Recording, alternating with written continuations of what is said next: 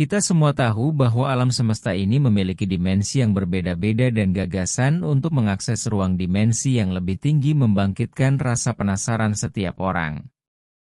Dalam video ini, kita akan menjelajahi apa itu ruang berdimensi lebih tinggi dan bagaimana kita dapat mengaksesnya.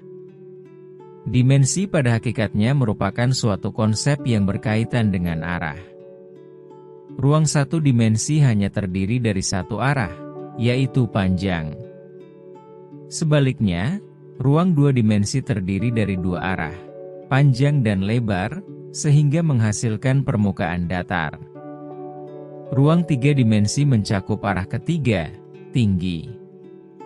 Saat kita menambahkan waktu ketiga dimensi ini, kita mendapatkan ruang empat dimensi, tempat waktu dan ruang mengalir bersamaan. Setiap dimensi yang lebih rendah berfungsi sebagai dasar bagi dimensi yang lebih tinggi. Misalnya, sebuah garis adalah bagian dari sebuah bidang, dan ketika bergerak ke arah yang baru lebarnya, garis tersebut akan membentuk bidang dua dimensi. Demikian pula, ketika kita menambahkan ketinggian pada sebuah bidang, kita menciptakan ruang tiga dimensi. Untuk memahami dimensi yang lebih tinggi, kita dapat mengamati makhluk yang hidup di dimensi yang lebih rendah. Misalnya, semut beradaptasi dengan ruang dua dimensi. Mereka hanya melihat depan, belakang, kanan dan kiri, tetapi tidak memahami konsep di atas, dan di bawah. Namun mereka hidup dalam ruang tiga dimensi, seperti yang kita lihat saat kita memindahkan makanan dan meletakkannya di depannya. Bagi semut, makanan seolah menghilang secara misterius.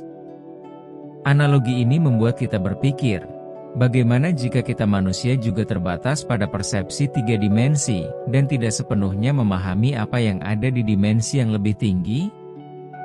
Peristiwa seperti hilangnya atau fenomena yang tidak dapat dijelaskan bisa jadi merupakan cerminan interaksi dengan dimensi di luar pemahaman kita.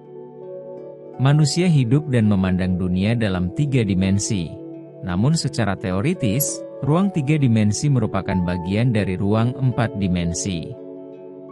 Dalam ruang ini, waktu bukanlah sebuah titik tetap, melainkan sebuah garis kontinu yang meliputi masa lalu, masa kini, dan masa depan.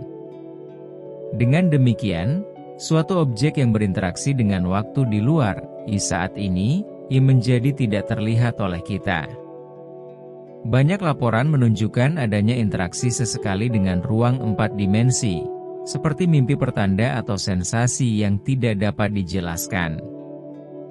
Fenomena ini terkait dengan belahan otak kanan, yang bertanggung jawab atas persepsi spasial, kreativitas, dan intuisi. Menariknya, banyak penemuan ilmiah, seperti teori relativitas Einstein, muncul dari proses imajinatif yang dimediasi oleh belahan otak kanan. Selain itu, peran kelenjar pineal, yang biasa disebut mata ketiga, sering dibicarakan. Struktur kecil di otak ini dikaitkan dengan intuisi dan persepsi di luar indera normal.